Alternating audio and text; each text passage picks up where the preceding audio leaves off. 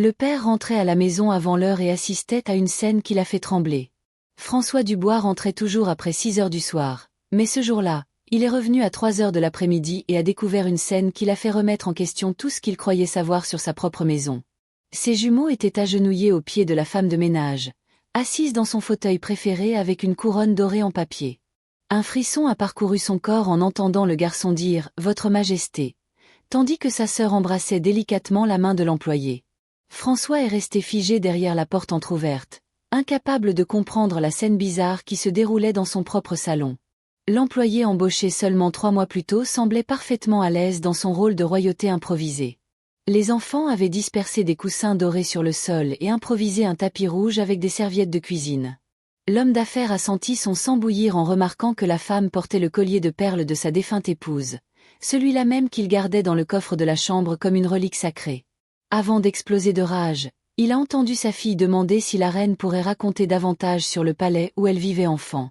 Sur le point d'entrer furieux dans la pièce, François s'est arrêté en remarquant des larmes brillant dans les yeux de l'employé.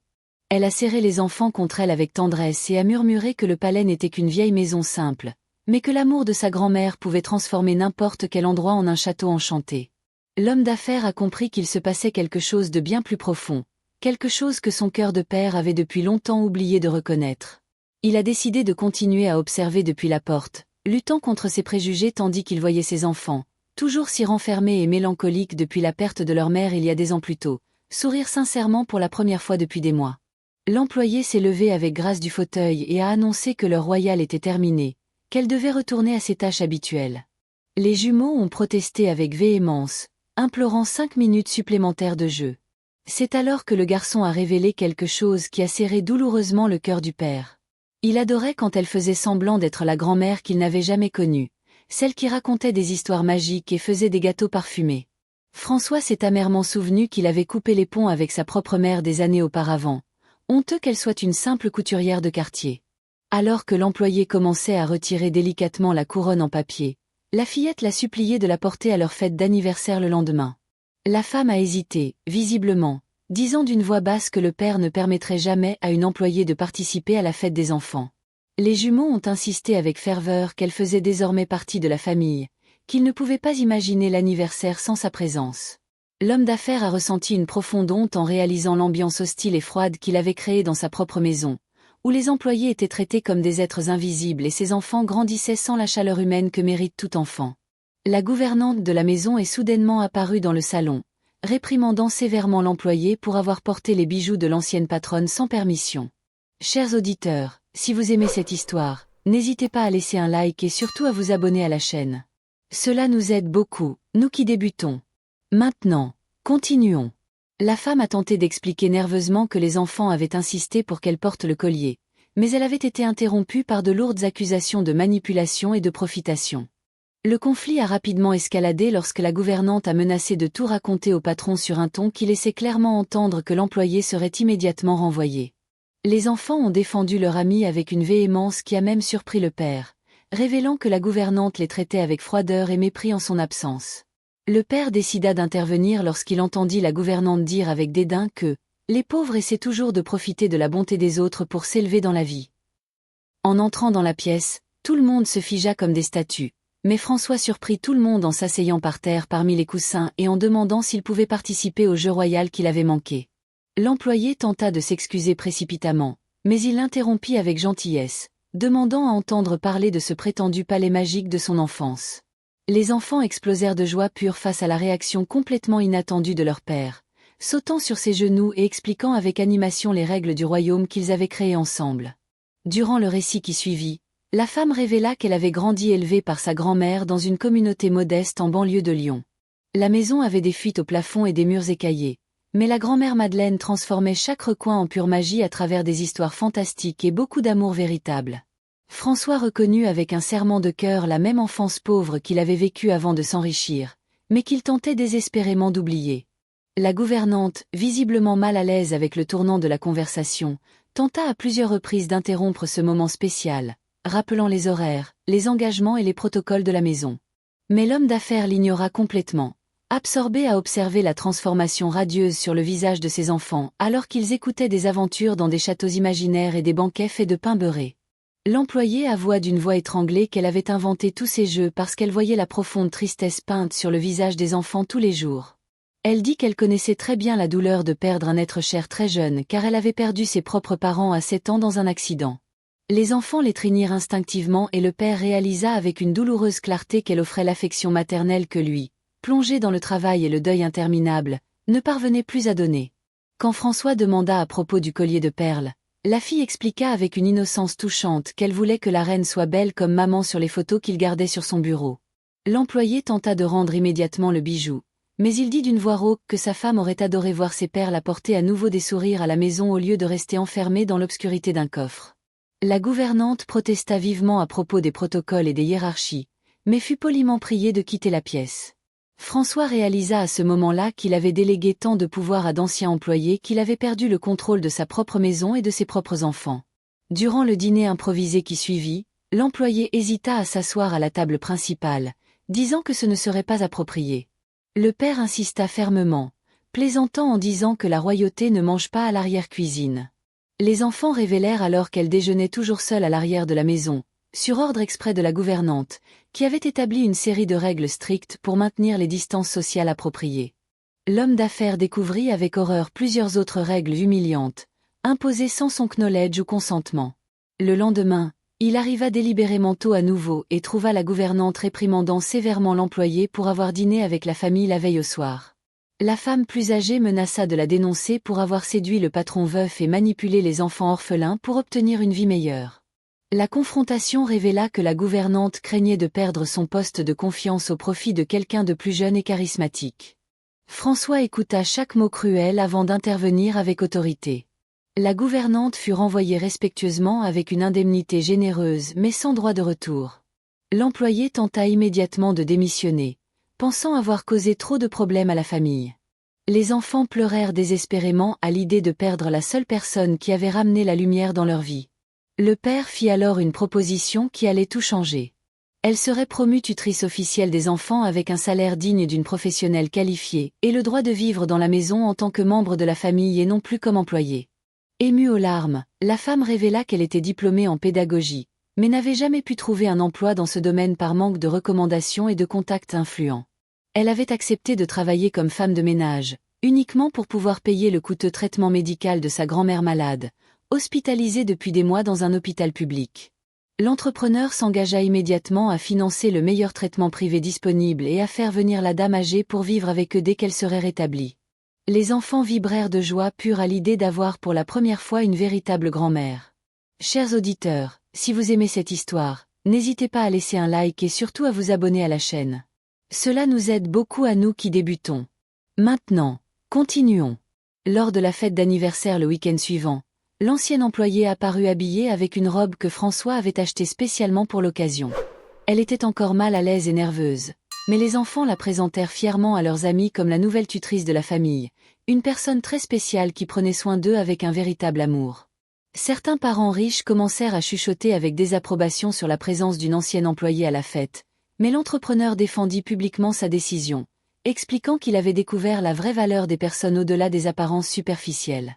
Au milieu de la célébration, une surprise émouvante arriva. Une dame âgée en fauteuil roulant, poussée par une infirmière privée. C'était la grand-mère Madeleine, enfin rétablie et rayonnante de santé grâce au traitement médical que François avait financé. La dame âgée serra les enfants dans ses bras comme s'ils étaient ses propres petits-enfants, racontant des histoires enchantées qui laissèrent tous les petits invités complètement hypnotisés. L'entrepreneur observa ses enfants rayonnant de bonheur et réalisa qu'il avait trouvé non seulement une tutrice compétente, mais la famille aimante dont tous avaient désespérément besoin. Cette même nuit, après le départ des derniers invités, François fit quelque chose qu'il n'avait pas fait depuis plus de 10 ans. Il appela sa propre mère. La réconciliation se fit entre larmes émues et étreintes chaleureuses lorsqu'elle arriva le lendemain portant une valise pleine de poupées de chiffon faites à la main pour les petits-enfants qu'elle allait enfin connaître. La maison, autrefois froide et silencieuse comme un mausolée, se transforma en un véritable foyer rempli de rires d'enfants, de conversations animées dans la cuisine et de l'arôme constant de gâteaux maison. 3 générations différentes s'unirent par un amour authentique, prouvant que la famille va bien au-delà des liens du sang ou des conventions sociales rigides. Mais la véritable transformation ne faisait que commencer.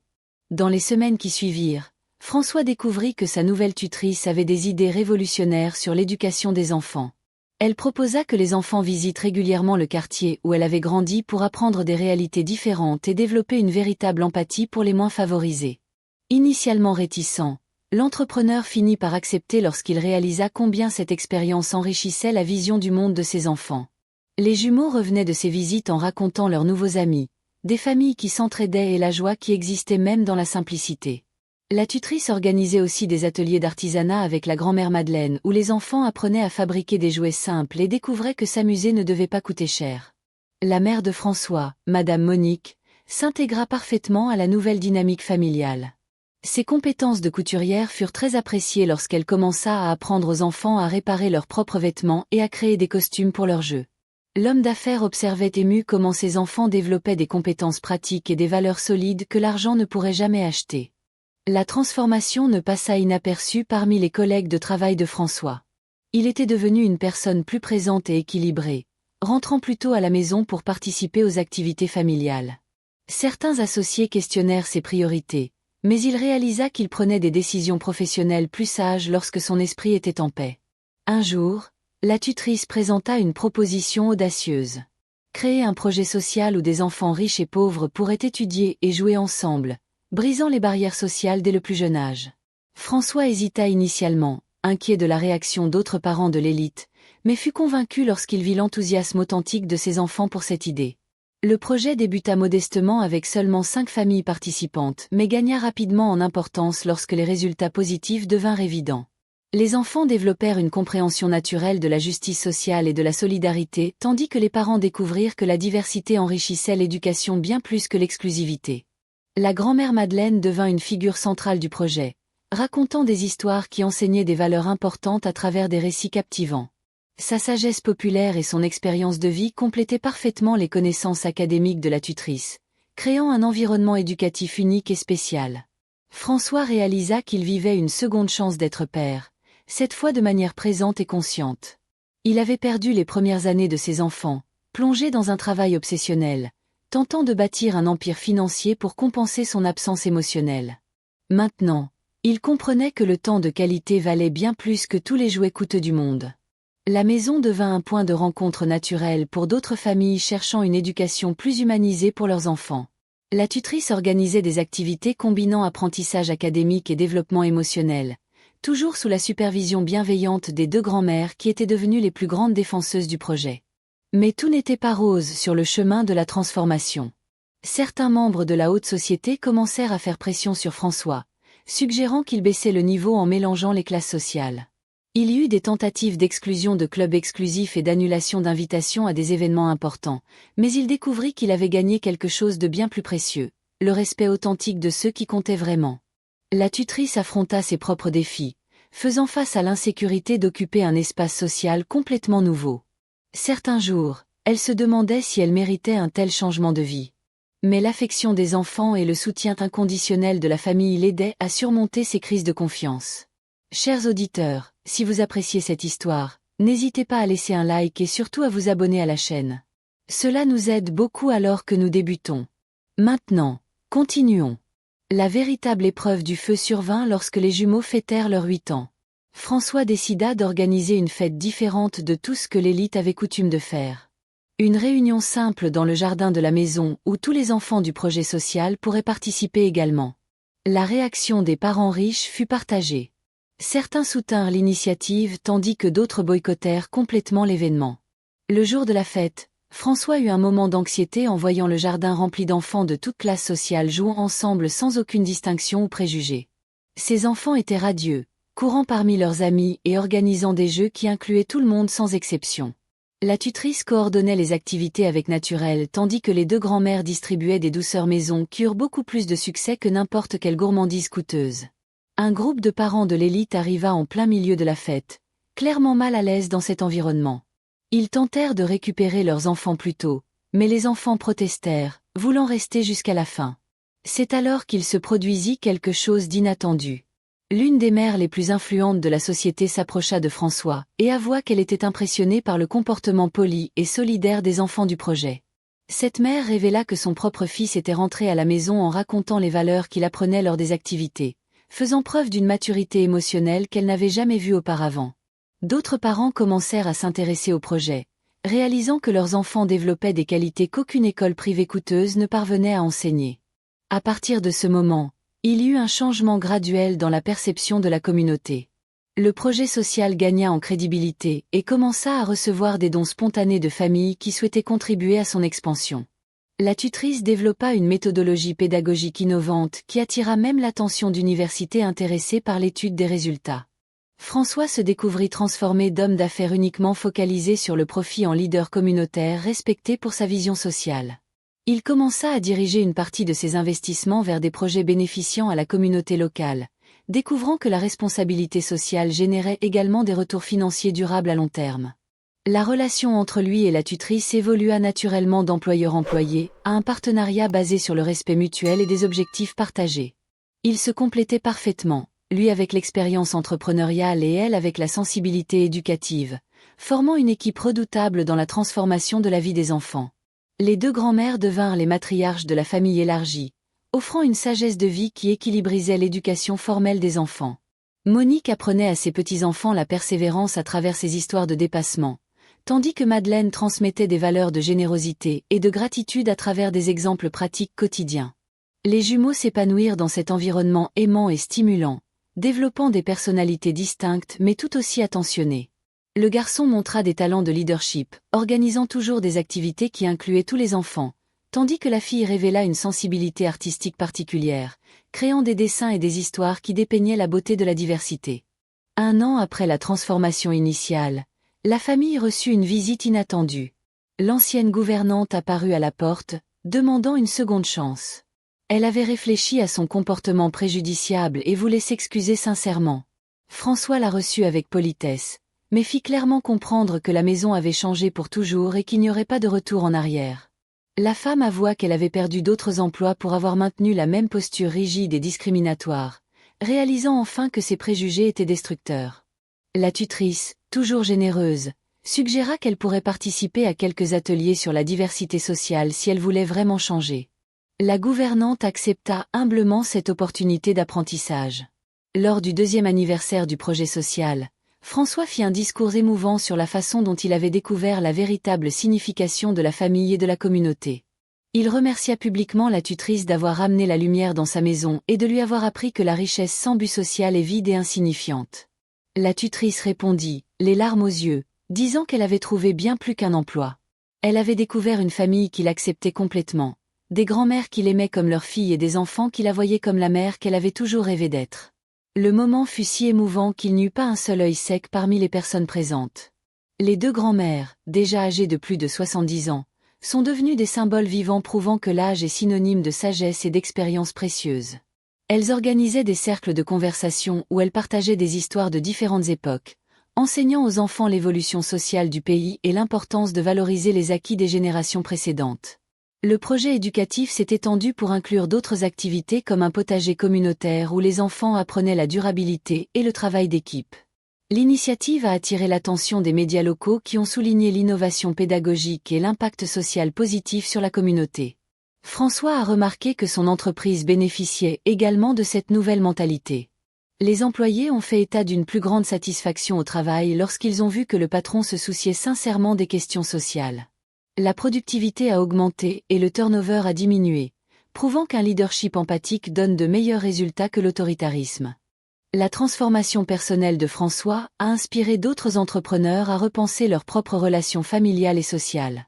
Il a été invité à donner des conférences sur la responsabilité sociale des entreprises en soulignant toujours que le changement commence à la maison, dans la façon dont nous traitons les personnes qui travaillent avec nous. La tutrice a publié un livre sur sa méthodologie pédagogique, le dédiant aux enfants qui lui ont appris que la véritable éducation passe par l'amour et l'acceptation inconditionnelle. Le livre est devenu une référence dans le domaine éducatif, adopté par des écoles cherchant une approche plus humanisée. La maison, autrefois froide et silencieuse, s'est transformée en cœur battant de la communauté, toujours remplie de voix d'enfants, d'arômes maison et de projets créatifs éparpillés dans tous les coins. Les voisins commentaient la joie contagieuse qui émanait de ce lieu, inspirant d'autres familles à repenser leur propre dynamique domestique. Les jumeaux sont devenus des ambassadeurs naturels de l'inclusion sociale, portant les valeurs apprises à la maison dans toutes leurs interactions sociales.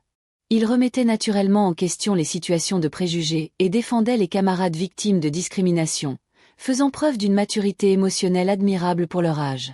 3 ans après la découverte qui a tout changé, la famille célébrait non seulement la croissance des enfants, mais aussi la consolidation d'une nouvelle façon de vivre. La tutrice était officiellement devenue membre de la famille, considérée par tous comme la mère que les jumeaux avaient gagnée et la fille que les grands-mères avaient toujours souhaité avoir. François regardait en arrière et peinait à reconnaître l'homme amer et plein de préjugés qu'il avait été. La douleur de la perte de son épouse demeurait présente, mais elle était désormais contrebalancée par la gratitude d'avoir découvert que l'amour se multiplie lorsqu'il est partagé et ne diminue pas lorsqu'il est divisé entre plusieurs personnes. L'ancien employé de maison, autrefois jugé pour ses origines modestes, était devenu le pilier émotionnel d'une famille qui avait appris que la véritable noblesse vient du caractère et non de la naissance. Elle a prouvé que l'éducation, l'amour et les opportunités peuvent transformer n'importe quel destin, quelles que soient les circonstances de la naissance. Les 2 grands-mères, gardiennes de la sagesse de décennies d'expérience, continuaient à tisser le fil conducteur qui unissait toutes les générations de la famille élargie. Leurs histoires et conseils étaient l'épice spéciale qui donnait une saveur unique à cette recette du bonheur qu'elles avaient créée ensemble. Pour le 5e anniversaire des enfants dans le projet, François a annoncé une surprise spéciale. La création d'une fondation dédiée à l'éducation inclusive avec la tutrice comme directrice pédagogique et les 2 grands-mères comme conseillères spéciales. Le projet qui avait commencé dans son jardin est devenu une référence nationale en matière d'éducation transformative. La cérémonie de lancement de la fondation a réuni des autorités éducatives, des familles bénéficiaires et la presse spécialisée. Le discours le plus émouvant a été prononcé par les jumeaux eux-mêmes qui ont remercié tous les adultes d'avoir créé un monde où les différences sont célébrées et non redoutées. Fin de l'histoire. Maintenant, dites-nous ce que vous avez pensé de cette histoire de dépassement et de transformation. Croyez-vous que les préjugés peuvent être vaincus par l'amour et la coexistence respectueuse? Partagez votre opinion sincère dans les commentaires et dites-nous d'où vous nous regardez. Si cette histoire a touché votre cœur, n'oubliez pas de laisser votre j'aime et de vous abonner à la chaîne pour plus d'histoires émouvantes comme celle-ci.